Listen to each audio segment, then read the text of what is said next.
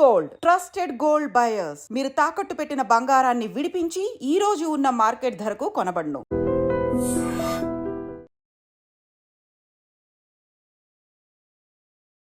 Doctor గారు, cancer ప్రతి అవయవానికి cancer వస్తుంది. సో క్యాన్సర్ వచ్చి అది బయటపడడానికి చాలా టైం పడుతుంది. ఈ లోపల జరగాల్సిన డ్యామేజ్ అంతా జరిగిపోతుంది. ఏంటండి క్యాన్సర్ సెల్ మన బాడీలో ఉందని ఎలా తెలుస్తుంది?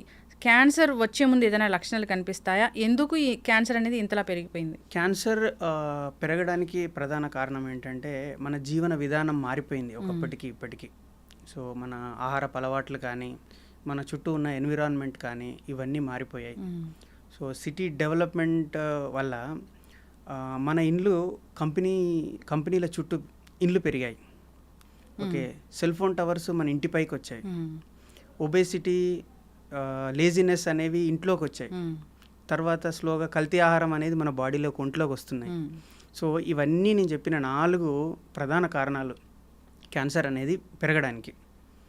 2 మెయిన్ అంటే క్యాన్సర్ ఎలా వస్తుంది అని అంటే, క్యాన్సర్ కణాలు అనేవి స్పెసిఫిక్ ఎక్కడి నుంచో బయట నుంచి రావు. మన లోపల ఉన్నవే నార్మల్ కణాలు క్యాన్సర్ కణాలుగా మార్పు చెందుతాయి. ఫర్ ఎగ్జాంపుల్, మనకు ఒక దగ్గర ఎక్కడైనా దెబ్బ తాకినప్పుడు అక్కడ పుండు అవుతుంది. పుండు స్లోగా ఓవర్ ద టైం అది మానుతుంది అంటే ఏంటి, అక్కడ అనేవి కణాలు పెరుగుతూ ఉన్నాయి. బట్ ఒకసారి పుండు మానగానే అక్కడ ఆగిపోతుంది అది. క్యాన్సర్లో ఏంటి అని అంటే సేమ్, క్యాన్సర్ కణాలు అనేవి పెరుగుతూ ఉంటాయి కానీ అది అన్కంట్రోల్డ్గా. సో ఎక్కడైతే పుండు మానిపోగానే ఆగిపోయింది, కానీ ఇక్కడ అలా ఆగిపోదు, అన్కంట్రోల్డ్గా కణాలు పెరుగుతూ ఉంటాయి. అదే క్యాన్సర్. అంటే క్యాన్సర్ కణాలు యాక్టివేట్ అవుతున్నాయి బాడీలో అన్నప్పుడు అసలు లక్షణాలు ఏం కనపడవా అండి? అంటే ప్రీ సిమ్టమ్స్ అట్లా ఏం కనపడవా మనకి? క్యాన్సర్ వచ్చింది అని అంటే అందులో జెనెటికల్గా వచ్చిన మార్పు. సో జెనెటికల్గా వచ్చిన మార్పుని మనం బయటికి గుర్తించలేం, ఈవెన్ పేషెంట్ కానీ మనం కానీ. సో ఇప్పుడు ఆ క్యాన్సర్ పెరుగుతూ ఉన్నప్పుడు ఏంటంటే, క్యాన్సర్ పెరిగినప్పుడు ఏంటంటే గడ్డ తయారైనప్పుడు కానీ, దాని నుంచి బ్లీడింగ్ అనేది వస్తున్నప్పుడు కానీ వాటిని సిమ్టమ్స్ అంటాం, లక్షణాలు. సో ఆ లక్షణాలు వచ్చినప్పుడే పేషెంట్ దాన్ని గుర్తించగలుగుతాడు, అంటే నాలో ఈ మార్పు వచ్చింది. సో అది ఎందువల్ల అనేది మనం టెస్ట్లు చేసి కనుక్కోవాల్సి ఉంటుంది. మనం పెద్దవాళ్ళలో క్యాన్సర్ చూస్తాము, మీరు అన్నట్లుగా రకరకాల ఇష్యూస్, రకరకాల కారకాలు, పెస్టిసైడ్స్ కొట్టిన ఆహారాలు తీసుకోవడము, కల్తీ ఆహారాలు తీసుకోవడము, లేదా ఈ రకరకాల కెమికల్ బేస్డ్ కలర్స్ వాడిన ఆహారాలు తీసుకోవడము, జంక్ ఇలాంటివి, లేదా ప్లాస్టిక్కి బాగా మనము ఎక్స్పోజ్ అవ్వడము, ఎన్నో ఏళ్ల నుంచి ప్లాస్టిక్ వాడకము, ఇట్లా కారకాలు ఉంటాయి. అంటే మరి చిన్న పిల్లల్లో ఎందుకు మనం క్యాన్సర్ చూస్తున్నాము? చిన్నపిల్లల్లో క్యాన్సర్కి ప్రధాన కారణం ఏంటంటే, వాళ్ళలో జెనెటిక్ మార్పులు అనేవి వాళ్ళు పుట్టుకతోనే వచ్చినాయి.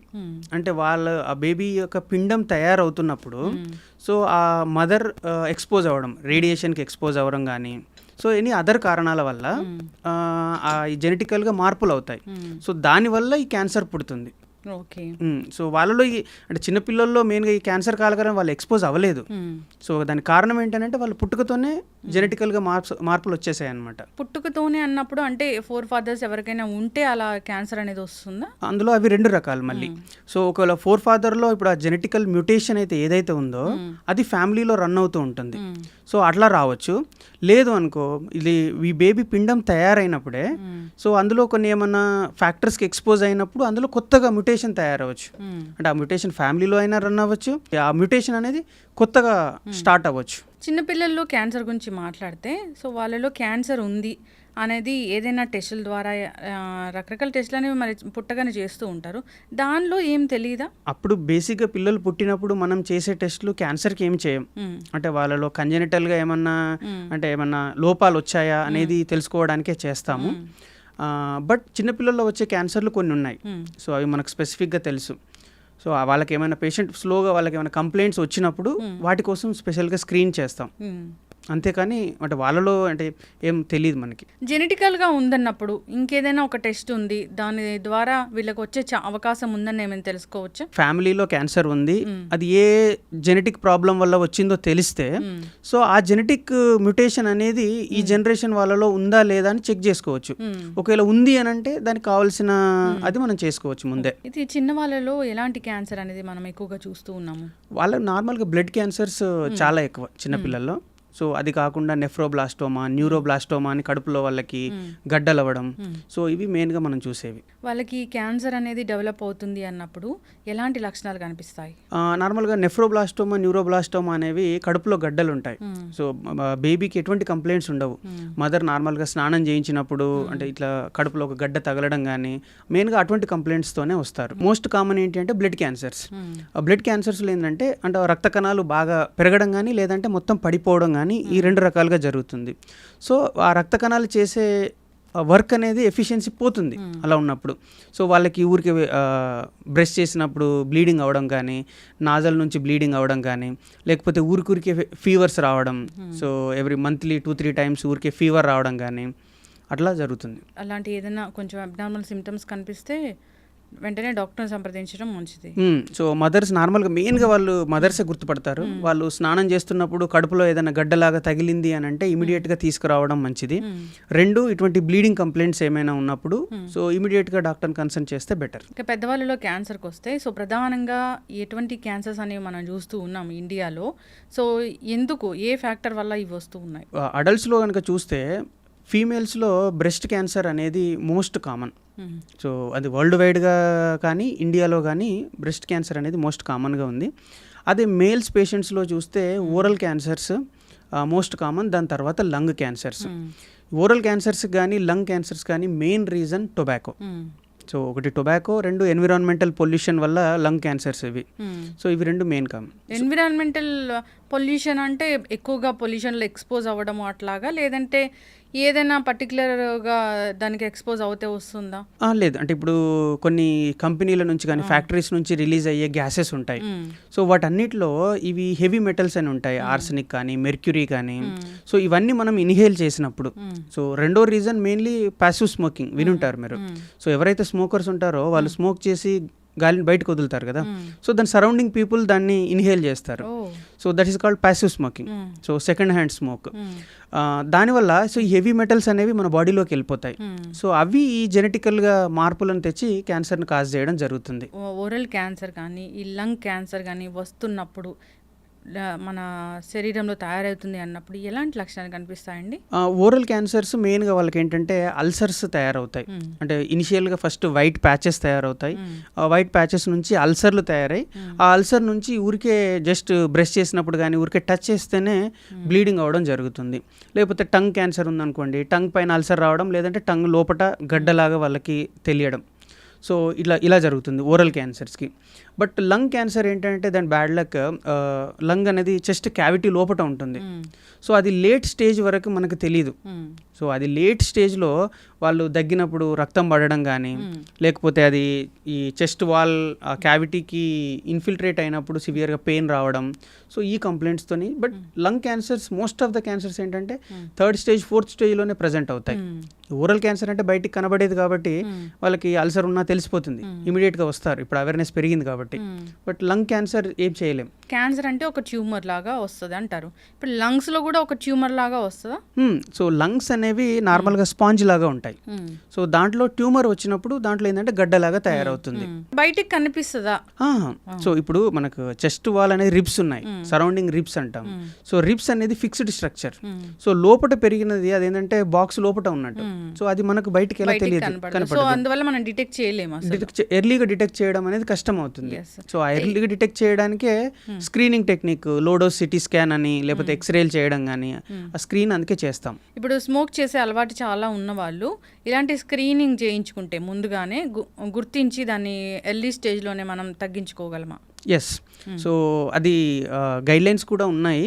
బట్ 40 years ఏజ్ దాటిన తర్వాత సో వాళ్ళందరూ ఏంటి అని అంటే ఎవ్రీ ఇయర్లీ ఈ లోడోస్ సిటీ స్కాన్ అంటాం. సో సిటీ స్కాన్ చేయడం కానీ, లేకపోతే ఎక్స్రే చేసినప్పుడు మనం ఎర్లీ స్టేజ్లో అంటే ఆ ట్యూమర్ ఏదైతే స్టార్ట్ అయినప్పుడే మనం దాన్ని ఐడెంటిఫై చేయొచ్చు, దానికి కావాల్సిన ట్రీట్మెంట్ చేయొచ్చు. చాలామంది మనం చూసాం ఏంటంటే ఒక క్యాన్సర్ వచ్చి ఒక లంగ్ అంతా తీసేసిన తర్వాత కూడా చాలా కాలం బ్రతకడం అనేది మనం చూసాం. అది ఎట్లాంటి కండిషన్లో అలా చేస్తారు? 2 లంగ్స్ ఉంటాయి. సో ఈచ్ సైడ్లో మళ్ళీ లోబ్స్ ఉంటాయి మనకి. సో క్యాన్సర్ ఒకవేళ ఒకటే లోబ్లో ఉంటే మనం ఆ లోబ్ మాత్రమే తీయడానికి ట్రై చేస్తాం. లేదు ఈ సైడ్ మొత్తం లంగ్ అంతా ఇన్వాల్వ్ అయినప్పుడు ఆ మొత్తం లంగ్ను తీయాల్సి వస్తుంది. కాకపోతే సింగిల్ లంగ్ ఏదైతే ఉందో అది ఓవర్ ద టైం అడాప్ట్ అవుతుంది. సో పర్సన్కి కావాల్సినంత ఆక్సిజన్ తీసుకోవడానికి ఆపోజిట్ లంగ్ అడాప్ట్ అవుతుంది. So that is enough to survive. ఈ క్యాన్సర్స్ అనేవి చాలా ఎక్కువగా వస్తున్నాయి, బాధితుల సంఖ్య రోజు రోజుకి పెరుగుతుంది, ఇండియాలో ఎక్కువగా క్యాన్సర్ ఉందనేది తెలుస్తుంది. అయితే ఎక్కువగా చెప్తున్నారు ఏంటంటే సర్వైకల్ క్యాన్సర్ గురించి. సర్వైకల్ క్యాన్సర్ రావడానికి ఒక వైరస్ అనేది, హ్యూమన్ పాపిలోమా వైరస్ అనేది ఒక కారణం అయితే, ఇంకొక ప్రధాన కారణం శానిటరీ నాప్కిన్స్ అని కూడా అంటూ ఉన్నారు. సో దీనిలో నిజం ఎంత, మరి దీన్ని అరికట్టడం ఎలాగా? హెచ్పివి వ్యాక్సిన్ ఒకప్పుడు మన దగ్గర సర్వైకల్ క్యాన్సర్ అనేది మోస్ట్ కామన్ ఇండియాలో. సో ఎందుకు అని అంటే హెచ్పివి వైరస్ ఇన్ఫెక్షన్ రేట్ అనేది చాలా హెవీగా ఉండేది. So over the time hygienic conditions పెరిగాయి. సో దానివల్ల ఏంటంటే హెచ్పివి వైరస్ యొక్క ట్రాన్స్మిషన్ అనేది తగ్గిపోయింది. సో ఇప్పుడు సర్వైకల్ క్యాన్సర్ అనేది మోస్ట్ కామన్ కాదు, breast cancer most common. So ఆ హెచ్పివి వ్యాక్సిన్ ఇన్ఫెక్షన్ని ప్రివెంట్ చేయడం వల్ల మనం 80 to 90% సర్వైకల్ క్యాన్సర్ని అయితే ప్రివెంట్ చేయొచ్చు. బట్ ఈ నాప్కిన్స్ అనేది ఏవై ఉన్నాయో సో అవి mostly some chemical based. Okay, so ఆ కెమికల్ బేస్డ్ వల్ల సర్వైకల్ క్యాన్సర్ అనేది పాసిబిలిటీ తక్కువ. బట్ ఈ కెమికల్స్ వల్ల స్కిన్ క్యాన్సర్స్ అంటే అరౌండ్ వల్వల్ క్యాన్సర్ అంటాము. సో ఎక్స్టర్నల్గా వచ్చే అవకాశాలు ఉన్నాయి కెమికల్స్, హెవీ కెమికల్స్ వాడితే. అయితే డాక్టర్ గారు, దీనికైతే వ్యాక్సిన్ ఉంది, ఇంకా ఏ క్యాన్సర్కి వ్యాక్సిన్ ఉందండి? ఇంకోటి లివర్ క్యాన్సర్. లివర్ని అంటే వ్యాక్సిన్ ఏదైతే మనం మోస్ట్లీ బ్యాక్టీరియాకో వైరస్కో వాటికే ఇవ్వగలుగుతాం. సో అట్లా హిపటైటిస్ వైరస్ అనేది లివర్ క్యాన్సర్ని కాజ్ చేస్తుంది. కాబట్టి హిపటైటిస్ బి వ్యాక్సిన్ ఉంది, సో లివర్ క్యాన్సర్ రాకుండా. ఇది హెచ్పివి వ్యాక్సిన్, సర్వైకల్ క్యాన్సర్ రాకుండా.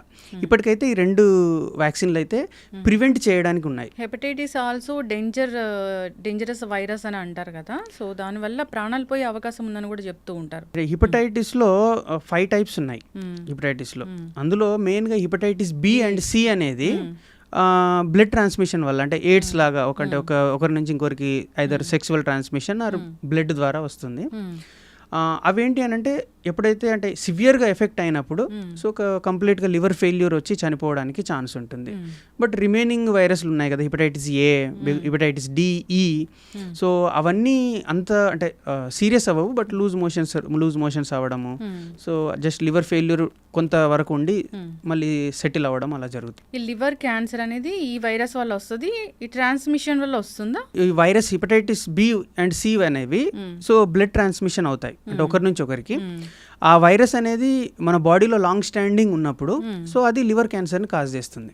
లివర్ ఇష్యూసే వస్తాయా, లివర్ క్యాన్సరే వస్తుందా దీనివల్ల? ఇనిషియల్గా ఎప్పుడైతే అక్యూట్ ఇన్ఫెక్షన్ వచ్చినప్పుడు లివర్ ఫెయిల్యూర్ వస్తుంది, జాండీస్ రావడం కానీ అట్లా సో వస్తుంది. సో అది ఓవర్ ద టైం ఏంటంటే అక్యూట్ అది సెట్ అయిపోతుంది, బట్ వైరస్ అనేది మనలో ఉండిపోతుంది. సో అది ఒక 20-25 years అయినప్పుడు ఆ లివర్ మొత్తం సిర్రోసిస్ అంటాం. సో ముందేదో నేను స్పాంజ్ లాగా అన్నాను కదా, అదంతా హార్డ్ లాగా అవుతుంది, దాంట్లో ట్యూమర్ స్టార్ట్ అవుతుంది. సో లివర్ ఇష్యూస్ వచ్చిన వాళ్ళకి లివర్ పూర్తి స్థాయిలో తొలగించడం, మళ్ళీ కొత్త లివర్ వేయడం అలాగ జరుగుతుంది కదా, అట్లా చేయొచ్చు ఈ క్యాన్సర్లో? చేయొచ్చు, అంటే కానీ పేషెంట్ ఫిట్ అవ్వాలి కదా. సో నార్మల్గా ఇది ఇప్పుడు 20 years హిపటైటిస్ బి అని అంటే ఆ టైం వరకు పేషెంట్ 67-65 ఆ ఏజ్కు రీచ్ అవుతారు. ఆ ఏజ్లో లివర్ ట్రాన్స్ప్లాంటేషన్ అనేది కొంచెం రిస్కీ. సో అది పేషెంట్ యొక్క కండిషన్ చూసి మనం డిసైడ్ చేస్తాం. ఏదైనా క్యాన్సర్ అనేది రాకుండానే చూసుకోవాలి. సో రాకుండా జాగ్రత్తలు అంటే అసలు ఏముంటాయి? సో రాకుండా అని అంటే మెయిన్గా ఇప్పుడున్న సిచ్యువేషన్స్కి ఈ అడల్టరేటెడ్ ఫుడ్ అనేది మెయిన్గా తగ్గిచేసేయాలి. సో ఒకటి బయట ఫుడ్ తినడం అది ఎంత ఆపితే అంత మంచిది. ఇప్పుడు మొత్తం ట్రెండ్ అనేది చేంజ్ అయిపోయింది. ఒకప్పుడు వీకెండ్స్ వస్తే ఇంటి దగ్గర అమ్మ అంటే ఫుడ్ చేసి పెడితే ఇంట్లో తిందాము అనే ఆ ఫీలింగ్ ఉండేది. ఇప్పుడు ట్రెండ్ చేంజ్ అయింది, వీకెండ్ వస్తే బయటికి వెళ్ళి రెస్టారెంట్లో తినాలి, అందరం బయటికి వెళ్ళి టైం స్పెండ్ చేయాలి అనేది ట్రెండ్ చేంజ్ అయింది. సో ఈ బయట ఫుడ్ అనేది మెయిన్గా రీజన్ క్యాన్సర్స్కి. సో ఎందుకు అని అంటే ఈ బయట ఫుడ్లో మెయిన్గా కలర్ ఫుడ్, సో అది షుడ్ లుక్ బ్యూటిఫుల్. సో దాన్ని ఏం చేస్తారంటే colour agents, flavouring agents add చేస్తున్నారు. సో అవన్నీ ప్రూవెన్ క్యాన్సర్స్. సో ఇంకా అట్లా మాట్లాడితే బేకరీస్ ఉన్నాయి, ఇవన్నీ ఉన్నాయి, దాంట్లో ఏంటి ఆర్టిఫిషియల్ స్వీట్నర్స్ వాడుతున్నారు, సైక్లోటైమ్ కానీ ఆస్పర్టైమ్ కానీ. సో ఇవన్నీ ప్రూవెన్ కార్సినోజెనిక్సే అవన్నీ. సో ఇంకా మాట్లాడితే అందులో పొటాషియం బ్రోమేట్ అని ఇప్పుడు వాటన్నిటిలో పిజ్జాలలో వీటన్నిటిలో అవి పిండి ఉంటుంది కదా, సో అందులో పొటాషియం బ్రోమేట్ అనేది యాడ్ చేస్తారు. దానివల్ల ఏమైందంటే దానికి ఎలాస్టిసిటీ వస్తుంది నీట్గా, వాళ్ళకి కావాల్సిన షేప్ అనేది అవన్నీ వస్తుంది. సో పొటాషియం బ్రోమేట్ అనేది దాదాపు చాలా కంట్రీస్లో బ్యాన్ అయింది, ఓకే. కానీ ఇండియాలో ఇంకా బ్యాన్ అవ్వలేదు. సో అంటే ఇవన్నీ క్యాన్సర్ ఏజెంట్సే. ఇవన్నీ బయటకు పోయినా మనం తిన్న ఫుడ్లో ఇవన్నీ ఉంటున్నాయి రెగ్యులర్గా. సో ఇవన్నీ ఇది అవాయిడ్ చేయాలి. 2, ఇండియాలో ఉన్న మరొక problem obesity. Almost 30-40% of the people over weight or obese కేటగిరీలో ఉన్నాం ఇండియాలో. సో ఈ ఒబేసిటీ అనేది బ్రెస్ట్ క్యాన్సర్ కానీ, ఎండోమెట్రియల్ క్యాన్సర్, కోలాన్ క్యాన్సర్, వీటన్నిటికీ one of the main reason obesity. ఇంకా lack of physical activity. So at least per వీక్లో అంటే 150 minutes ఎక్సర్సైజ్ అంటే ఇప్పటికి అడ్వైజ్ చేసింది. సో అంటే ఆ మినిమం ఫిజికల్ యాక్టివిటీ అనేది లేకుండా పోయింది, అది చేస్తే బెటర్ అది. సో 2 స్క్రీనింగ్ ప్రోటోకాల్స్ ఉన్నాయి. సో అంటే క్యాన్సర్ ఒకవేళ వచ్చినా ఎర్లీగా ఫైండ్ అవుట్ చేయడానికి, సో అవన్నీ స్క్రీనింగ్ టెస్ట్లు కానీ అవి డాక్టర్ అడ్వైస్ చేసినట్టుగా చేసుకుంటే బెటర్. ఎస్, ఖచ్చితంగా అండి. అయితే వైట్ షుగర్, వైట్ సాల్ట్, మైదా, వైట్ రైస్ కూడా క్యాన్సర్ కారకాలేనా? అంతే కదండి. సో హోల్ గ్రెయిన్ ఇప్పుడు రిఫైన్డ్ ఆయిల్ ఎట్లయితే రీజనో అట్నే రిఫైన్డ్ వీట్ ఇప్పుడు వచ్చింది. సో అంతా వైట్ కలర్ అది ఉంది కదండి మైదా. సో అవన్నీ రిఫైన్డ్ ప్రోడక్ట్స్ అన్నీ carcinogens. So whole grain wheat is better then refined wheat. So అట్లా సేమ్ మీరు అన్నట్టుగా వైట్ సాల్ట్ ఇవన్నిట్లో ఉంది ఏంటి, సో ఆల్టర్నేట్ పొటాషియం బ్రోమేట్ నేను చెప్పింది. సో అవన్నీ కార్సినోజెన్స్, ప్రూవెన్ కార్సినోజెన్స్. ఓకే. అయితే డాక్టర్ గారు, చాలామంది ఈ యూజ్డ్ ఆయిల్స్ లేదా మాడిపోయి నల్లగా అయిన కొన్ని ఫుడ్స్ సో జనరల్గా ఇళ్ళలో కూడా తీసుకుంటూ ఉంటారు, మాడిపోయినవి కూడా తీసుకుంటూ ఉంటారు. రెస్టారెంట్స్కి వెళ్తే మాడిపోయినవి పెడుతున్నాడా, నార్మల్గా పెడుతున్నాడా అని అసలు మనకు తెలియదు. ఈ మాడిపోయిన వాటిలో, నల్లగా అయిన వాటిలో, యూజ్డ్ ఆయిల్స్లో ఎలాంటి కెమికల్ ఉంటుంది, అది క్యాన్సర్కి ఎలా కారణమవుతుంది? Plain oil, refined oil. So ఈ రిఫైన్డ్ ఆయిల్స్ అనేవి ఆర్ నార్మల్ ఆయిల్ని కూడా మనం రిపీటెడ్గా హీట్ చేసినప్పుడు ఏమవుతుందనంటే అందులో కొన్ని ఆక్సిజన్ ఫ్రీ రాడికల్స్ అంటాం, ఏవైతే మన బాడీలో మ్యుటేషన్స్ కాజ్ చేయగలుగుతాయో సో అవన్నీ తయారవుతాయి. సో దాన్ని రిపీటెడ్గా హీట్ చేసినప్పుడు అందులో ఇంకా పాలిసైక్లిక్ అరోమాటిక్ కార్బన్స్ అని ఇంకా some other so many chemicals ఉన్నాయి, అవన్నీ తయారవుతుంటాయి హై హీట్కి మనం చేసినప్పుడు. సో అవన్నీ మనం తీసుకున్నప్పుడు మన బాడీలోకి వెళ్ళి ఇవే కదా మ్యుటేషన్స్ క్యాన్సర్ కాజ్ చేస్తున్నాయి. సో రిపీటెడ్ ఆయిల్ని అవాయిడ్ చేయడం అనేది బెస్ట్. సో మాడిపోయిన అన్నము, మాడిపోయిన కూరలు ఇలాంటి వాటిలో కూడా, అంటే మాడిపోయి ఇన్ ద సెన్స్ బాగా నల్లగా అయిపోయిన వాటిలో కూడా ఈ క్యాన్సర్ కారకాలు అనేవి ఉంటాయి. బర్న్ట్ ఫుడ్ నేను చెప్పేది ఏంటంటే తందూరి కానీ ఇవన్నీ అవాయిడ్ చేయడం మంచిది. So burnt food proven carcinogenic. అవును, తందూరి నిప్పుల మీద కాల్చిన చికెన్లో ఇలాంటివి బాగా అనిపిస్తున్నాయి, దాన్ని తందూరి అంటారు. దాన్ని తందూరి. సో తందూరి పన్నీరు, తందూరి చికెన్ వెజిటేరియన్స్కి అది, నాన్ వెజిటేరియన్స్కి ఇది. అలాంటివి అయితే ఖచ్చితంగా క్యాన్సర్ కారకాలు. ఆ మధ్యకాలంలో నేను ఒక న్యూస్ కూడా చూశాను. అయితే డాక్టర్ గారు, సరే మీరు కాల్చినవి, కుక్ చేసినవి ఇలా అన్నారు.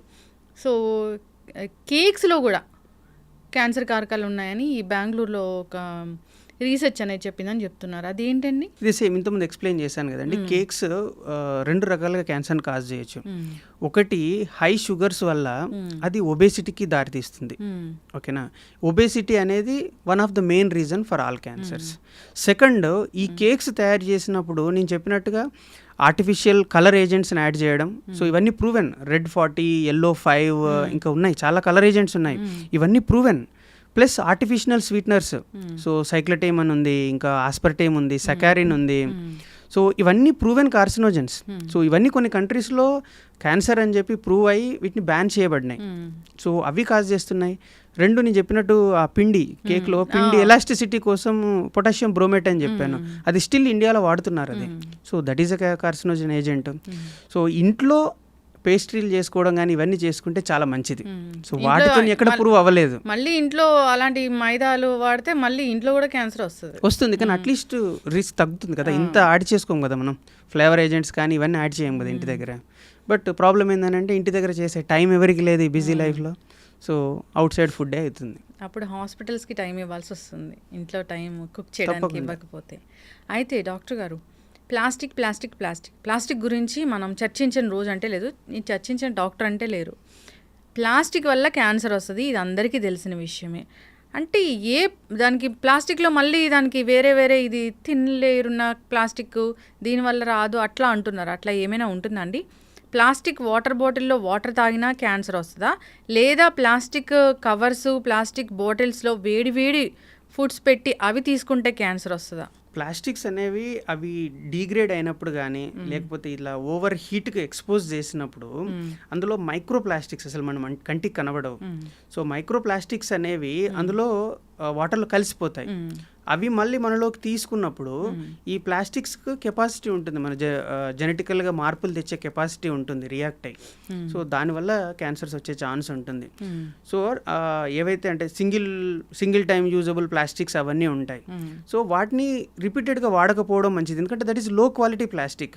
సో అది కొంచెం హీట్కు ఎక్స్పోజ్ అయినా కూడా అందులో ప్లాస్టిక్ అనేది మన కంటికి కనబడదు, బట్ అది మెల్ట్ అయిపోయి వాటర్లో మిక్స్ అవుతుంది. సో అయితే డాక్టర్ గారు కొన్ని రకాల టెస్టులకు వెళ్ళినప్పుడు, స్కాన్స్ అవి రాసినప్పుడు చేసే టెస్ట్లు, ఇప్పుడు లంగ్స్ కోసం చెస్ట్ స్కాన్ అని చేస్తారు, దానివల్ల కూడా క్యాన్సర్ వస్తుంది అని అంటున్నారు. అది నిజమేనా? లేదా ఈ చేసే టెస్టుల్లో, స్కాన్స్లో దేనివల్ల క్యాన్సర్ వస్తుంది? అంటే ఇప్పుడు మనకు ఉన్న అవైలబుల్ స్కాన్స్లో మెయిన్గా సిటీ స్కాన్ అనేది దాంట్లో ఏంటంటే రేడియేషన్ ఉంటుంది, అయనైజింగ్ రేడియేషన్ అంటాము. ఆ రేడియేషన్కి ఎక్స్పోజ్ అయినప్పుడు, బట్ 1 స్కాన్ 2 స్కాన్ తీసినప్పుడు ఏమవ్వదు. సో కొన్ని రిపీటెడ్గా అంటే రిపీటెడ్గా స్కాన్స్కి ఎక్స్పోజ్ అయినప్పుడు సో ఈ పాసిబిలిటీ అనేది ఉంటుంది, ఎందుకంటే అయనైజింగ్ రేడియేషన్ కదా. సో నేను ఇంతకుముందుగా చెప్పినట్టుగా యూవీ రేస్ ఏవైతే సన్కి ఎక్స్పోజ్ అయినప్పుడు యూవీ రేస్ వస్తాయి, దానితో క్యాన్సర్ వస్తుంది అన్నట్టుగా ఇది కూడా అంతే. సో ఎక్స్రేస్ కూడా అదొక అయనైజింగ్ రేడియేషన్. సో దానివల్ల కూడా మన జెనెటికల్గా మార్పులు వచ్చి క్యాన్సర్ రావచ్చు. కాకపోతే అది మెయిన్గా అంటే పేషెంట్స్కి అంత ఉండదు. పేషెంట్స్కి ఎన్ని చేస్తాము, పర్ ఇయర్లో చేస్తే 1-2 చేస్తాము, వాటికి ప్రాబ్లం కాదు. బట్ ఆ సిటీ స్కాన్ మిషన్ లోపల పనిచేసే వాళ్ళకి, ఆ సరౌండింగ్ ఉన్న వాళ్ళకి, వాళ్ళు ఏంటంటే రిపీటెడ్గా దానికి ఎక్స్పోజ్ అవుతూ ఉంటారు. సో వాళ్ళు కొంచెం రిస్క్లో ఎక్కువ ఉంటారు. జనరల్గా అయితే జాగ్రత్తలు అయితే తీసుకోవాలని కోరుకుందాం. పొల్యూషన్ వల్ల కూడా క్యాన్సర్ వస్తుంది. దాంట్లో ఏం కారకాలు ఉంటాయి ఏంటో అదంతా సైంటిఫిక్గా తెలియకపోయినా సో అలాంటి గాలిని పీల్చుకున్నా ఉంటేనే మంచిది. ఇప్పుడు మీరు అన్నట్లుగా ఇండస్ట్రియల్ ఏరియాస్ ఉంటాయి, సో అలాంటి వాటి దగ్గర ఎక్కువగా క్యాన్సర్ వస్తుందని వింటూ ఉన్నాం మనం. ఎందుకంటే ప్రతిరోజు వాళ్ళకి ఏం ఫ్రెష్ ఎయిర్ ఏమి ఉండదు, దాని నుంచి వచ్చే వాటిలో ఖచ్చితంగా క్యాన్సర్ కారకాలనే ఉంటాయి. Cell towers also danger. ఆ రేడియేషన్ అనేది ఎంత ఎక్కువగా ఉంటుందో మనందరికీ తెలిసిందే. నిజంగా ఎప్పుడైతే ఈ సిటీస్ అనేవి ఆధునీకరణ జరిగాయో అప్పటి నుంచి క్యాన్సర్ అనేది వస్తుంది. ఎప్పుడైతే బిజీ లైఫ్కి అలవాటు పడ్డామో అప్పటి నుంచి క్యాన్సర్స్ అనేవి చూస్తూ ఉన్నాము. అయితే డాక్టర్ గారు, ఇప్పుడు నైట్ షిఫ్ట్లు చేసే వాళ్ళకి ఈ ఒక రకమైన హార్మోన్ ఉంటుంది, అది హార్మోన్ రిలీజ్ అవ్వక కూడా క్యాన్సర్ అనేది వస్తుంది అంటున్నారు, అది నిజమేనా? Good question. అది రీసెంట్గా పబ్లిష్ అయిన ట్రయల్స్ అవి. దాంట్లో ఏంటంటే మనకు బాడీకి ఒక బయోలాజికల్ సైకిల్ అనేది ఉంటుంది. అంటే డే టైం మనం లైట్కి ఎక్స్పోజ్ అయ్యి వర్క్ అవ్వడము, నైట్ లైట్ ఆఫ్ చేసి పడుకోవడం. మనం ఎప్పుడైతే నైట్ లైట్ ఆఫ్ చేసి పడుకుంటామో మనలో మెలటోనిన్ అనే హార్మోన్ ఒకటి రిలీజ్ అవుతుంది. సో ఇప్పుడు ఈ నైట్ షిఫ్ట్ చేసే వాళ్ళు ఏమంటే కంటిన్యూస్గా లైట్కి ఎక్స్పోజ్ అవుతూ ఉంటారు. దానివల్ల ఏమవుతుంది, ఇది ఏదైతే పడుకున్నప్పుడు రావాల్సిన మెలటోనిన్ హార్మోన్ అనేది వాళ్ళకు రాదు. దానివల్ల ఈ మెలటోనిన్ అనేది యాక్చువల్లీ యాంటీ క్యాన్సర్ ప్రాపర్టీస్ ఉంటాయి దానికి. దాని లెవెల్స్ తగ్గడం వల్ల సో క్యాన్సర్ పాసిబిలిటీ అనేది పెరుగుతుంది. It is proven for breast cancer. మల్టిపుల్గా 3-4 ట్రయల్స్, ఈవెన్ ల్యాన్సెట్ ఆంకాలజీలో కూడా ఈ ట్రయల్ పబ్లిష్ అయింది. కాబట్టి night shifts breast cancer associated అని చెప్పి ప్రూవ్ అయింది. ఇది బ్రెస్ట్ క్యాన్సర్ అవేర్నెస్ మంత్ కదా, ఇది October is breast cancer awareness month. Yes. అయితే డాక్టర్ గారు, బ్రెస్ట్ క్యాన్సర్ గురించి మాట్లాడుకుంటే దీనికి ప్రధానమైన కారణం అంటే ఏంటి? బ్రెస్ట్ క్యాన్సర్కి ప్రధాన కారణం ఒకటి ఫ్యామిలీలో రన్ అవ్వడం. సో ఎందుకంటే పాసిబిలిటీ 15-20% ఫ్యామిలీస్లో ఉంటే ఓవరీ క్యాన్సర్ కానీ బ్రెస్ట్ క్యాన్సర్ ఫ్యామిలీలో ఉంటే వచ్చే అవకాశాలు ఎక్కువ ఉంటాయి. 2, బ్రెస్ట్ క్యాన్సర్ అనేది హార్మోన్ డిపెండెంట్. అంటే ఈస్ట్రోజన్ హార్మోన్, నార్మల్గా లేడీస్కి ఈస్ట్రోజన్ హార్మోన్ ఉంటుంది కదా, ఈ ఈస్ట్రోజన్ హార్మోన్ లెవెల్స్ పెరిగినప్పుడు ఇది బ్రెస్ట్ అనేది ఓవర్గా రెస్పాండ్ అవుతుంది. సో దానివల్ల రిస్క్. సో అది సో అట్లా తీసుకుంటే అంటే ఒక గర్ల్ పుట్టినప్పటి నుంచి ఇప్పుడు క్యాన్సర్ నార్మల్ అట్ ఏజ్ 50 ఏజ్లో వస్తుంది. సో 50 ఏజ్ వరకు మల్టిపుల్ టైంలో ఈ ఈస్ట్రోజన్కి అనేది ఎక్స్పోజ్ అవుతూ వస్తుంది. సో దాన్ని ఎగ్జాంపుల్గా తీసుకుంటే చిన్నప్పుడు మనం మిల్క్ ఇస్తున్నాం, ఇప్పుడు ఉన్న మిల్క్ ఏంటి, అవన్నీ హార్మోన్తో ప్రొడ్యూస్ చేసినవి. అంటే వీటికి బఫెలోస్కి కానీ కౌస్కి కానీ ఆక్సిటోసిన్ అనే హార్మోన్ ఇచ్చి ప్రొడ్యూస్ చేస్తారు. 1. 2, సో ఓవర్ ప్రోటీన్ కావాలని చెప్పి మనం చికెన్ తినిపిస్తున్నాం. చికెన్ అంతా స్టిరాయిడ్ ఇంజెక్టెడ్. సో అవి ఎర్లీగా ఫాస్ట్గా పెరగాలని స్టిరాయిడ్ ఇంజెక్ట్ చేసినవి. సో ఈ ఆక్సిటోసిన్ హార్మోన్ మిల్క్లో ఉన్నది ఈ స్టిరాయిడ్ ఇంజెక్షన్ వల్ల సో లేడీస్ నార్మల్గా 12 years అప్పటికి వాళ్ళకి ఫస్ట్ టైం డేట్ రావడం మెనార్కీ అంటాం. అది ఇప్పుడు ఏ ఏజ్కి వస్తున్నారు? 8 years 9 yearsకి వస్తున్నారు. ప్యూబర్టీ అనేది అప్పుడే స్టార్ట్ అయిపోతుంది ఇప్పుడు 8కి. ఒకప్పుడు 14-15 దగ్గర ఉండేది. సో అది మెయిన్ రీజన్. సో ఇప్పుడు 9 ఏజ్కు ఆమెకు ఫస్ట్ టైం డేట్ వచ్చినప్పుడు ఆమె లైఫ్లో ఏమవుతుంది, ఈ నంబర్ ఆఫ్ డేట్ వచ్చే సైకిల్స్ ఏమవుతాయి, ఈచ్ మంత్కి ఒక సైకిల్ వస్తుంది కదా, నంబర్ పెరుగుతుంది. అది పెరిగినప్పుడు కూడా ఈస్ట్రోజన్ అనే హార్మోన్కి ఓవర్ ఎక్స్పోజ్ అవుతుంది ఆమెకు తెలియకుండానే. సో అంటే ఇది అంటే సొసైటీలో జరుగుతున్న మిస్టేక్ వల్ల సో గర్ల్ ఎఫెక్ట్ అవుతుంది. సో ఇంకా ముందుకెళ్తే సో మనం లిప్స్టిక్ వాడుతున్నాం, సో హెయిర్ డై వాడుతున్నాం. సో ఈ లిప్స్టిక్లో మీరు చూసుంటారు పారాబెన్ ఫ్రీ అని ఇప్పుడు కొత్తగా స్టార్ట్ అయింది. But paraben is a proven cancer, ఎందుకంటే అది ఈస్ట్రోజన్ లాగా పనిచేస్తుంది. సో ఈస్ట్రోజన్ బ్రెస్ట్ క్యాన్సర్ని కాజ్ చేస్తుంది. సో అట్లా 2 ఇప్పుడు పెద్ద ఫ్యాషన్ అయిపోయింది సెలబ్రిటీస్లో కానీ ఇది సరోగసి. సో అంటే మదర్హుడ్ అనేది వీళ్ళు బేబీని సరోగసిలో అంటే ఇంకొకరి ఊమ్లో పెంచుతున్నారు. సో దీనివల్ల ఏమవుతుంది, నార్మల్గా ప్రెగ్నెన్సీ ఉన్నప్పుడు లేదా నువ్వు బ్రెస్ట్ ఫీడింగ్ మనం చేస్తున్నప్పుడు ఏమవుతుంది, ఆ టైంలో సైకిల్స్ రావు. అంటే దాని మీనింగ్ ఏంటి, ఆమె ఈస్ట్రోజన్కి ఎక్స్పోజ్ అవ్వదు ఆ టైంలో. బట్ ఈ సరోగసి వల్ల ఏమవుతుంది, వీళ్ళు number of cycles over expose అవుతున్నారు. So that is one more risk factor. సో ఇట్లా ఆలోచించుకుంటూ పోతే పుట్టినప్పటి నుంచి ఆమె 50 ఏజ్కి వచ్చేసరికి సో ఈ ఈస్ట్రోజన్ ఫ్యాక్టర్స్కి ఎక్స్పోజ్ అవుతూనే ఉంది. అయితే ఇప్పుడు రకరకాల హెయిర్ గమ్మీస్ అలాంటివి వచ్చాయి, హెయిర్ ఫాల్ అవుతుంటే ఈస్ట్రోజన్ ఉన్న గమ్మీస్ ఇట్లాంటివి, అవి అట్లా ఓవరాల్గా తీసుకోవడం వల్ల కూడా వస్తుందా డాక్టర్ గారు? ఈస్ట్రోజన్ ఉన్న మిక్స్డ్ ప్రోడక్ట్స్ ఏవి తీసుకున్నా కూడా రిస్క్ ఉంటుంది. 2 కెమికల్స్ మిక్స్డ్. సో అంటే బ్రెస్ట్ క్యాన్సర్ కెమికల్స్ అనేది ఇంకా స్టడీస్ అంతగా ప్రూవ్ అవ్వలేదు. బట్ ఏమన్నా హెవీ కెమికల్స్ ఉంటాయి కదా, సో అవి మిక్స్ అయినవి తీసుకున్నా కూడా వస్తుంది. సో హార్మోన్ ఇంబ్యాలెన్స్ వచ్చిందని దాన్ని కరెక్ట్ చేయించుకోవడానికి ట్రీట్మెంట్స్ తీసుకుంటూ ఉంటారు, దానివల్ల కూడా క్యాన్సర్ అనేది వస్తూ ఉందా? అట్లేం ఉండదు. బట్ హార్మోన్ ఇంబ్యాలెన్స్ అనేది దేని వల్ల వచ్చింది అంటే ఇప్పుడు అది ఓవర్ ప్రొడక్షన్ వల్ల అయిందా, లో ప్రొడక్షన్ వల్ల అయిందా, అసలు రూట్ కాజ్ ఏంటి, రూట్ కాజ్ అనేది తెలుసుకుని దాన్ని ట్రీట్ చేయాలి మనం. ఇప్పుడు బ్రెస్ట్ క్యాన్సర్ వచ్చింది అన్నప్పుడు అంటే అప్పుడే స్టార్ట్ అవుతుంది అన్నప్పుడు ప్రీ సిమ్టమ్స్ ఏమైనా కనిపిస్తాయి అంటే ట్యూమర్ లాగా ఎక్స్పోజ్ అయిన తర్వాత కాకుండా? ప్రీ సిమ్టమ్స్ అనేది లేదు. అంటే ఒకటి లంప్ అనేది అట్లీస్ట్ 1 to 2 centimeter అయినప్పుడే మనకు చేతికి తెలుస్తుంది. లేదు అన్న కొందరికి నిపిల్ నుంచి బ్లడ్ డిశ్చార్జ్ రావడం కానీ లేకపోతే సీరియస్ డిశ్చార్జ్ రావడం, లేకపోతే ఇనిషియల్లో కొంచెం మైల్డ్ అన్కంఫర్ట్ ఉండడం, సో అటువంటివి ఉండొచ్చు. సో ఇప్పుడు అందరూ మాట్లాడుతున్న విషయం ఏంటంటే గట్ హెల్త్ పాడైంది దానివల్ల క్యాన్సర్ వచ్చింది అని. సో గట్ హెల్త్ అనేది ఎందుకు పాడవుతుంది, క్యాన్సర్ అనేది ఎందుకు వస్తుంది? జనరల్గా అక్కడ వచ్చే క్యాన్సర్ని కోలన్ క్యాన్సర్ అంటారా? అంటే గట్ అని అంటే మనం అంటే చాలా ఉన్నాయి ఆర్గాన్స్ మొత్తం, oesophagus, stomach, small intestine, large intestine, ఇవంతా కలిపి గట్టే అంటాం. లార్జ్ ఇంటెస్టైన్లో వచ్చిన దాన్ని కోలన్ క్యాన్సర్ అంటాం. సో స్టమక్లో వచ్చింది స్టమక్ క్యాన్సర్, ఈసోఫాగస్లో వచ్చింది ఈసోఫాజియల్ క్యాన్సర్. అట్లా ఇట్లా కూడా వస్తుందా? కోలన్ క్యాన్సర్ వస్తుంది, పొట్టలో క్యాన్సర్ వస్తుంది, ఈసోఫాగస్ క్యాన్సర్ వస్తుంది, ఇట్లా ప్రతి అవయవానికి అసలు క్యాన్సర్ వచ్చే పనిలోనే ఉంటుంది. పొట్ట అనేది ఒక మిస్టరీ బాక్స్, అందులో ఉన్న ప్రతి ఆర్గాన్కి ప్రతి క్యాన్సర్ రావచ్చు. సో ఇది అంటే ఇక్కడ వస్తుందంటే గట్ హెల్త్ పాడవడం వల్ల వస్తుందన్నా? గట్ హెల్త్ పాడవడం అంటే మెయిన్గా అంటే ఇప్పుడు గట్ క్యాన్సర్స్ మోర్ ఆఫ్ మన ఫుడ్ హ్యాబిట్స్తోనే కదా. సో మనం ఫుడ్లో టాక్సికెంట్స్ ఉన్నాయనుకో, సో వాటి వల్ల ఏమవుతుందంటే గట్ లోపల ఒక ఎపిథీలియల్ లేయర్ అనేది ఉంటుంది. సో ఆ లేయర్ అనేది ఎప్పటికప్పుడు న్యూగా తయారవుతూ ఉంటుంది, అంటే ఓల్డ్ సెల్స్ పోతూ ఉంటాయి, న్యూగా తయారవుతూ ఉంటాయి. సో ఈ టైంలో మనం వాటికి టాక్సిన్స్ ఇచ్చాము, పాయిజన్స్ ఇచ్చామనుకో, సో అది ఏంటంటే మోర్ ప్రోన్ ఉంటుంది మ్యుటేషన్స్కి. ఏదైతే యాక్టివ్ సెల్ ఉంటుందో అది మోర్ ప్రోన్ ఉంటుంది. సో అప్పుడు ఆ గట్ లోపల ఎపిథీలియంలో క్యాన్సర్ వచ్చే అవకాశాలు చాలా ఎక్కువ ఉంటాయి మనం తీసుకునే దాంట్లో టాక్సికెంట్స్ ఉంటాయి. డాక్టర్ గారు, ఈ మధ్యకాలంలో విన్నాను ఏంటంటే ప్రోస్టేట్ క్యాన్సర్ అనేది ఇండియన్స్లో ఎక్కువగా వస్తూ ఉంది. సో పురుషుల్లో వచ్చే క్యాన్సర్ ఇది, చనిపోతూ ఉన్నారని కూడా. అవునా డాక్టర్ గారు? లేదండి, అంటే యాక్చువల్లీ ప్రోస్టేట్ గ్లాండ్ అనేది మేల్స్కి ఉంటుంది నార్మల్గా. But comparing to the Americans, ఏషియన్స్కి రిస్క్ చాలా తక్కువ మనకి ప్రోస్టేట్ క్యాన్సర్. రెండవది ఏంటి అని అంటే ప్రోస్టేట్ క్యాన్సర్ అనేది చాలా స్లో గ్రోయింగ్ ట్యూమర్.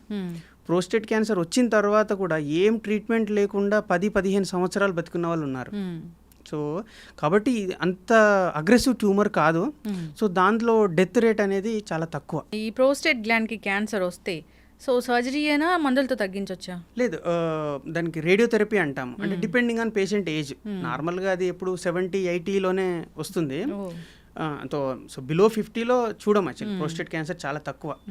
వాళ్ళ ఏజ్ని బట్టి డెసిజన్ తీసుకుంటాం. ఒకవేళ పేషెంట్ 60 బిలో ఉంటే అప్పుడు సర్జరీ చేసి పూర్తిగా తీయడం జరుగుతుంది. ఒకవేళ 60 దాటాడు అనుకోండి, అప్ టు 70 వరకు రేడియేషన్తో కంప్లీట్ క్యూర్ అవుతుంది ప్రోస్టేట్. ఒకవేళ 80 దాటింది అనుకోండి, సో వాళ్ళకి ఇది ఏం ట్రీట్మెంట్ అవసరం లేదు. నార్మల్గా ఒక యాంటీ హార్మోన్ టాబ్లెట్స్ ఉంటాయి, అవి పెట్టేసి 80 నుంచి మేము రన్ చేస్తాం. ఒక సర్జికల్ ఆంకాలజిస్ట్ మీరు ఏదైనా క్యాన్సర్ వచ్చిందంటే దీనికి సర్జరీ, దీనికి రేడియేషన్, దీనికి మందులు అట్లా ఉంటుందా డాక్టర్ గారు? సో ఈచ్ క్యాన్సర్కి ప్రోటోకాల్ డిఫరెంట్గా ఉంటుంది. అంటే ఇవన్నీ మనం ఓల్డ్గా జరిగిన స్టడీస్ ఉన్నాయి కదా, సో వాటిని డిపెండ్ అయ్యే మనం ట్రీట్మెంట్ డిసైడ్ చేసుకున్నాం. సో కొన్ని క్యాన్సర్స్కి సర్జరీ చాలా బాగా పనిచేస్తుంది. అంటే కంప్లీట్గా రిమూవ్ చేసాము అని అంటే పేషెంట్ క్యూరేటివ్ ఛాన్స్ పెరుగుతుంది. కొన్నిటికి ఓన్లీ కీమోథెరపీ ప్లస్ రేడియోథెరపీ కలిపిస్తే కంప్లీట్గా క్యూర్ అవుతుంది. సో అట్లా అంటే అవన్నీ గైడ్ లైన్స్ ఫాలో అవుతాం. దేనికి సైడ్ ఎఫెక్ట్స్ తక్కువగా ఉంటాయి? సో అట్లా చెప్పడానికి ఉండదు. బట్ అంటే ఇప్పుడు ట్యూమర్ అనేది ఏ లొకేషన్లో ఉంది, ఫర్ ఎగ్జాంపుల్ స్కిన్ మీద ఉందనుకోండి, స్కిన్ మీద ఉంది ఏముంది, సర్జరీ చేసి తీసేసి స్టిచ్ చేసేస్తే అయిపోతుంది. అదే అబ్డామిన్లో మెయిన్ ఇంపార్టెంట్ ఆర్గాన్స్ పక్కన ఉందనుకోండి, సర్జరీ కాంప్లికేషన్ రేట్ పెరుగుతుంది. సో ఇది కూడా అంతే. కీమోథెరపీ అనుకోండి, ఆబ్వియస్గా కొన్ని సైడ్ ఎఫెక్ట్స్ అయితే ఉంటాయి, ఎందుకంటే ఇంజెక్ట్ చేస్తున్నాం. అది ఓన్లీ క్యాన్సర్ సెల్స్నే కాదు కదా, మన రొటీన్ బ్లడ్ సెల్స్ని కూడా అది ఎఫెక్ట్ చేస్తుంది, దాని సైడ్ ఎఫెక్ట్స్ ఉన్నాయి. రేడియోథెరపీ అని అంటే సేమ్, అది ఒక సైడ్ నుంచి మనం రేడియేషన్ ఇస్తున్నప్పుడు ఆ పాత్వేలో ఉన్న ఆర్గాన్స్ అన్నీ ఎఫెక్ట్ అవుతాయి. సో బట్ అది డిపెండ్స్ ఆన్ ప్లేస్, ఏ ప్లేస్లో మనకు క్యాన్సర్ ఉందో దాన్ని బట్టి ఆ సైడ్ ఎఫెక్ట్స్ అనేవి డిసైడ్ అవుతాయి. డాక్టర్ గారు రకరకాల ఆహారాలు తీసుకుంటారు, దానివల్ల బ్లడ్ కలుషితం అవుతుంది, క్యాన్సర్లు అనేవి వస్తాయి, ఇట్లా ఉంది. రకరకాల క్యాన్సర్లకి రకరకాల కారణాలు ఉన్నాయి. అయితే మెదడులో కూడా క్యాన్సర్ వస్తుందా, బ్రెయిన్లో కూడా క్యాన్సర్ వస్తుందా? సో దానికి ఏంటి అసలు కారణాలు? ఒకటి సేమ్ జెనెటికల్ ప్రాబ్లమ్స్, రెండు మనం సెల్ ఫోన్ టవర్స్ అనుకున్నాం కదా, సో ఈ హై ఫ్రీక్వెన్సీ రేడియేషన్కి ఎఫెక్ట్ అవ్వడం అనేది ప్రూవ్ అయింది బ్రెయిన్ క్యాన్సర్స్ రావడానికి. సో దానివల్ల ఇంకా జనరల్గా జాగ్రత్తలు అయితే మీరు చెప్పినట్లుగా మంచి లైఫ్ స్టైల్ మెయింటైన్ చేయాలి, మంచి నిద్ర ఉండాలి, మంచి ఆహారం ఉండాలి, ఎక్కువగా స్ట్రెస్ ఫీల్ అవ్వకూడదు. స్ట్రెస్ ఫీల్ అవుతే ఇమ్యూనిటీ తగ్గిపోతుంది, దానివల్ల కూడా ఇలాంటివి ఇష్యూస్ అనేవి వస్తూ ఉంటాయని అంటారు కదా డాక్టర్ గారు. స్ట్రెస్కి యాక్చువల్గా డైరెక్ట్ లింక్ అయితే ఎక్కడ లేదు, క్యాన్సర్ ప్రూవ్ అవ్వలేదు. బట్ ప్రాబ్లం ఏంటంటే మన వాళ్ళు స్ట్రెస్గా ఫీల్ అయ్యారు అని అంటే ఆల్కహాల్ తీసుకోవడము, స్మోకింగ్ చేయడము, లేకపోతే నిద్ర లేకపోవడం, సో అవి ఇండైరెక్ట్గా రీజన్ అవుతాయి ఒకటి. బట్ ఇప్పటి వరకు ప్రూవ్ అయింది ఏంటి అని అంటే క్యాన్సర్ డయాగ్నోజ్ అయిన వాళ్ళలో స్ట్రెస్ ఎక్కువ ఉంటే క్యాన్సర్ ఫాస్ట్గా స్ప్రెడ్ అవుతుంది. సో ఎందుకు అని అంటే మీరు అన్నట్టుగా ఎప్పుడైతే స్ట్రెస్ ఉంటుందో అప్పుడు ఇమ్యూనిటీ తగ్గుతుంది. మళ్ళీ ఇమ్యూనిటీ అనేది ఆ క్యాన్సర్ కణాలని ఎదుర్కోవాలి. సో ఆ ఇమ్యూనిటీ తగ్గిందనుకో ఆబ్వియస్గా అపోనెంట్ స్ట్రాంగ్ అవుతాడు. So it's same. So fast metastasis prove అయింది. అంటే ఏ అవయవానికి క్యాన్సర్ వచ్చినా అది మిగతా అవయవాలకి వెళ్ళే ఛాన్స్ ఉంటుందా? సో ఎక్కడ క్యాన్సర్ వచ్చినా క్యాన్సర్ యొక్క లక్షణం ఏంటి అని అంటే డెప్త్లోకి చొచ్చుకుపోవడం. సో అది లోపలికి అంటే ఏ ఆర్గాన్లో ఉందో ఆర్గాన్ లోపలికి వెళ్తున్నప్పుడు ఆ బ్లడ్ వెసల్స్లోకి ఈ కణాలు అనేవి ఎంటర్ అయిపోతాయి. సో ఒకసారి బ్లడ్లో ఎంటర్ అయింది అని అంటే బ్లడ్ అనేది మనకు ఎప్పుడు సర్క్యులేట్ అవుతూ ఉంటుంది ఎంటైర్ బాడీలో. సో అప్పుడు ఒక ఆర్గాన్ నుంచి ఇంకో ఆర్గాన్కి ఆ సెల్స్ పోతాయి. సో అక్కడికి వెళ్ళినప్పుడు అక్కడ మళ్ళీ స్టార్ట్ అవుతుంది. ఇట్లా క్యాన్సర్ అనేది తెలుసుకోక చాలా ఆర్గాన్స్కి అది వెళ్ళిపోయినప్పుడు ట్రీట్ చేయడం చాలా కష్టం అవుతుందా డాక్టర్ గారు మరి? సో ఇప్పుడు ఈ మల్టిపుల్ ఆర్గాన్స్కి పోయింది అని అంటే దాన్ని స్టేజ్ 4 అంటాం. సో స్టేజ్ 4లో ట్రీట్మెంట్ అనేది కొంచెం డిఫికల్ట్ వర్క్. ఒకవేళ అది సర్జికల్గా ఎక్సిషన్ పాసిబుల్ అనుకోండి, ఫర్ ఎగ్జాంపుల్ అంటే లివర్ క్యాన్సర్ ఉంది, సో అది liver lobe plus lung lobe కలిపి అంటే ఎక్కడైతే మెడ్స్ ఉందో అవన్నీ తీయగలుగుతాము అని అంటే we will try for cure, అంటే అవన్నీ తీయగలుగుతాయి. బట్ మల్టిపుల్ టైంలో ఎట్లా ఉంటుంది అని అంటే అది పాసిబుల్ అవ్వదు. సో ఇప్పుడు లంగ్స్కి పోయింది అనుకోండి, అది ఒక్క లంగ్కే పోదు కదా, పోతే 2 లంగ్లకు పోతాయి, మనం 2 లంగ్లు అయితే తీయలేం. సో అట్లా స్టేజ్ 4లో కొంచెం ప్రోగ్నోసిస్ బ్యాడ్గా ఉంటుంది. క్యాన్సర్ అనేది ఒకరి నుంచి ఒకరికి వస్తుందా? క్యాన్సర్ ఒకరి నుంచి ఒకరికి అంటే సేమ్ జనరేషన్లో ఒకరి నుంచి ఒకరికి కంటామినేషన్ అయితే అవ్వదు. చేతులు కలపడం వల్ల కానీ, అంటే ఈ క్వశ్చన్ మాకు రిపీటెడ్గా అడుగుతారు, సెక్స్ చేయడం వల్ల కానీ, వాళ్ళతో కలిపి సేమ్ ప్లేట్లో తినడం వల్ల కానీ క్యాన్సర్ అనేది ఒకరి నుంచి ఒకరికి రాదు. ఒకటి తల్లిదండ్రుల నుంచి పిల్లలకు రావడం. సో అదొకటే జరుగుతుంది. చాలా చక్కగా చెప్పారు. ఈ క్యాన్సర్ సిరీస్ అనేది కంటిన్యూ చేద్దాము. ఇంకా చాలా క్వశ్చన్సే ఉన్నాయి నాకు. సిరీస్ అనేది కంటిన్యూ చేద్దామంటే అసలు జాగ్రత్తలు ఇంకా ఏం తీసుకోవాలి, సో రాకుండా ఎక్స్పోజ్ అవ్వకుండా ఏం చేయాలి అనేది, ఇలాంటి వాటి గురించి డిస్కస్ చేద్దాము. ఇంకా ఎటువంటి ట్రీట్మెంట్స్ వచ్చాయి వాటి గురించి కూడా చాలా చక్కటి ఇన్ఫర్మేషన్ డాక్టర్ గారు. ధన్యవాదాలు. Thank you.